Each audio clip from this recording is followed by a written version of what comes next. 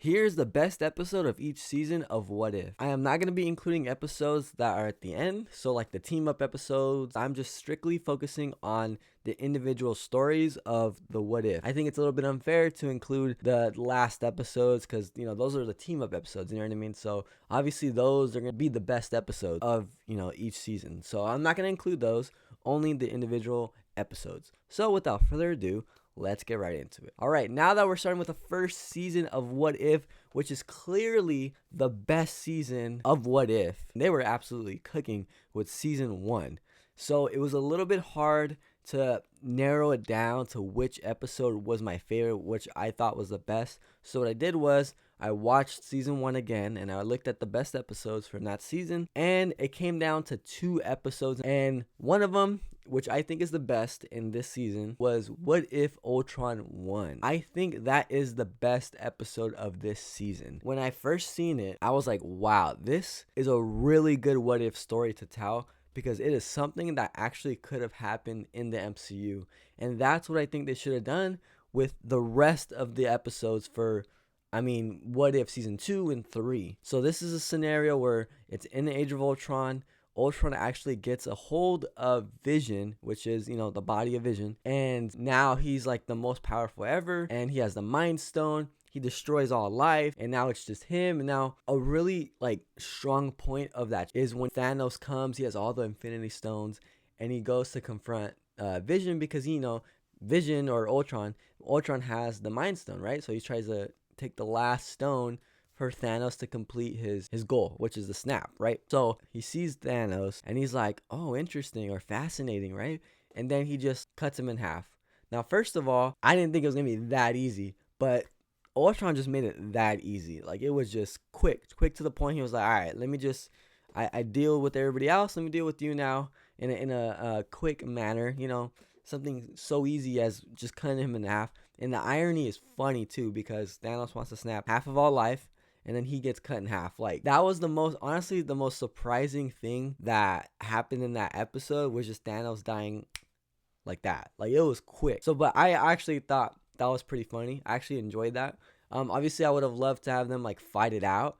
I thought that would have been cool too if they went that route. But this just really shows how much of a powerhouse Ultron is when he has Vision's body. So that was really cool. Another part of this episode is we see Black Widow and Hawkeye. They're actually the ones alive in this universe, in this world. It's really cool to see their dynamic as we've seen it throughout the other Avenger movies and movies that they were a part of. I love seeing both of them. I think the actor that played Hawkeye, he came to, reprise his role to do the voice acting. Honestly, it kind of makes sense how they are the ones that are alive, just because they're more stealthy, you know what I mean? They know how to survive on their own for what they have. So I thought that was pretty cool. I thought that was pretty unique for them to have, in a world where it's like everything's gone, but they're still alive. They're still the ones that are bringing out the hope in that world. So I thought that was pretty good. I love Age of Ultron. I know a lot of people don't like it, but just to see those Ultron bots again, I thought that was pretty cool. Now, another strong point about this episode is that we see the Watcher and then we see Ultron fight it out. Now, Ultron, he gains this level of consciousness of knowing, there's somebody out there looking at him like the Watcher. I thought that was pretty cool to see, and this episode has my vote for the best episode of season 1 of What If. Now, I will say an honorable mention would be the Doctor Strange episode. I thought that was a really fun episode to see. Now let's talk about season 2. Now, with season 2, it was a little bit harder to narrow it down because I didn't really like season 2 at all. I think they really went downhill, and I don't know. To me, didn't really like it that much. Same with season 3.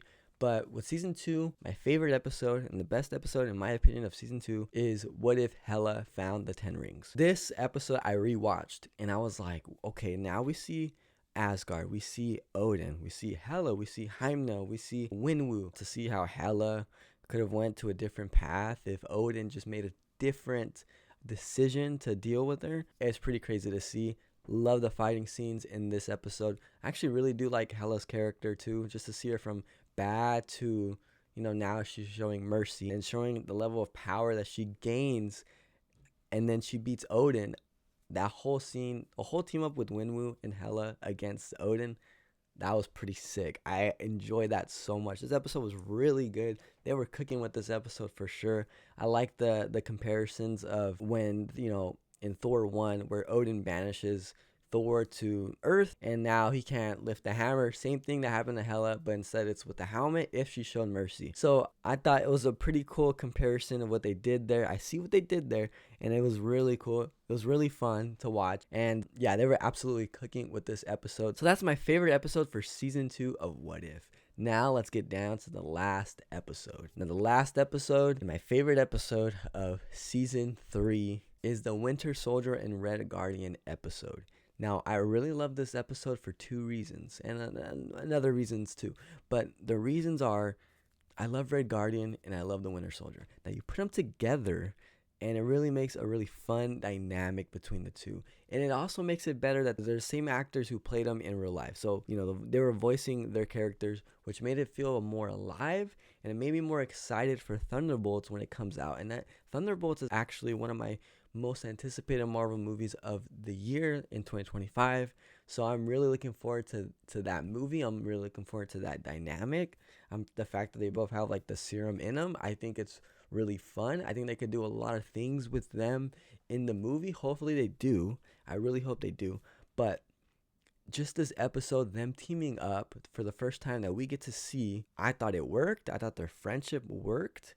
I like the fact that the Winter Soldier was told to you got to kill Red Guardian, but he didn't really want to because it shows that connection he already made with the Red Guardian. And he's like, you know what? I don't think I'm going to do that. So I really love this episode for that. Just everything about it, I loved.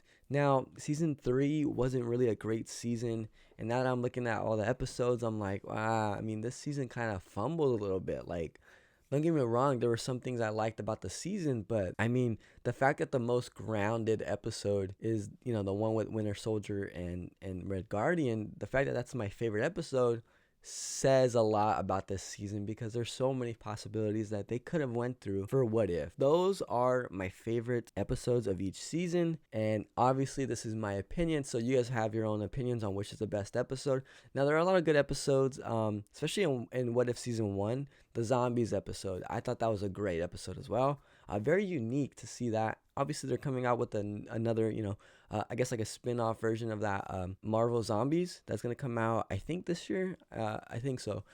So looking forward to that. But other than that, it was kind of hard to narrow it down for season 2. But now that you look at season 2, we see that Captain Carter is actually in 3 episodes, if I'm not wrong. And that's insane to me. They really chose her to be the whole mascot of What If, and that was a mistake. I think the first episode with her was good, but then they kept on using her, and it was, I don't know. In my opinion, I didn't like that very much, and they could have done something so much different. But those are my favorite episodes for each season of What If. Let me know what you guys think in the comments down below. It's been Jeremy, and I'll see you guys in the next video.